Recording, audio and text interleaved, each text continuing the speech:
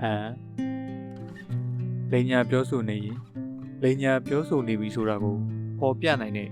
ကင်မရာတစ်မျိုးကိုတီထွင်ခဲ့တဲ့အကြောင်းသတင်းမီဒီယာတစ်ခုကထုတ်ပြန်တယ်။တစ်ချိန်မှာဒီလိုကင်မရာမျိုးကိုရာဇဝတ်မှုတွေပေါ်ထုတ်တဲ့နေရာတွေမှာသုံးချနိုင်မယ်လို့လည်းဆိုပါတယ်။ဒီသတင်းစကားကိုကြားရတော့ကတ်တုံးပညာရှင်ကြီးဥပါကျင်းရဲ့စကားကိုကြားရအောင်ပြီးပါတယ်။လူတွေဟာအချင်းချင်းပေါင်းသင်းဆက်ဆံရမှာလိန်ညာဖြီးဖြန်းပြီးဆက်ဆံနေကြတာ။မဟုတ်တာကိုအဟုတ်လို့ပြောမြောက်ပင်ပြီးလဲပြောတယ်။အလုပ်ဖြစ်အောင်ကိုအကျိုးပြီးမြတ်အောင်လှည့်ပတ်ပြောတယ်။ဟုတ်ပါရဲ့လူဟာဟန်လှုပ်လဲကောင်းတယ်ဟန်ဆောင်လဲကောင်းတယ်စိတ်ထဲကလိန်ညာပြီးဖြီးဖြန်းနေပေမဲ့အပြင်ဟန်ပန်လေတံတွေကတီကြည်တဲ့လူယိုးလူပြောင်းလိုလိုသူတော်ကောင်းလိုလိုပြပြကြီးဟန်ဆောင်တဲ့တရုပ်ဆောင်တဲ့မူသားမပါလိန်ငါမချောဆိုတဲ့အစိုးအမိတ်အတိုင်းလိန်ညာနေတာကိုပဲ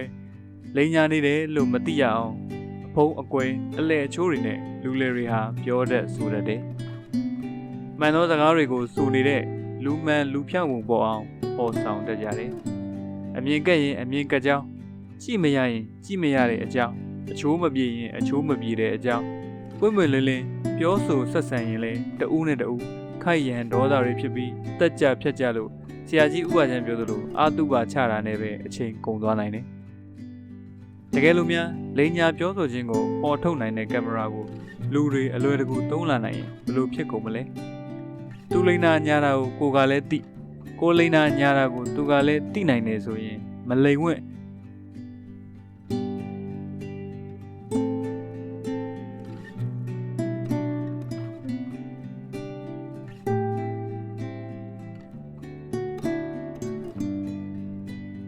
မညာဝင့်တော့ပဲမှန်ရာကိုပြောရတဲ့လူတွေဖြစ်မယ်ဒါဆိုရင်ဆရာကြီးဥပါချမ်းယူဆတယ်လို့လူတွေခိုက်ရန်ဒေါသဖြစ်ကြတော့မှာမဟုတ်ဘူး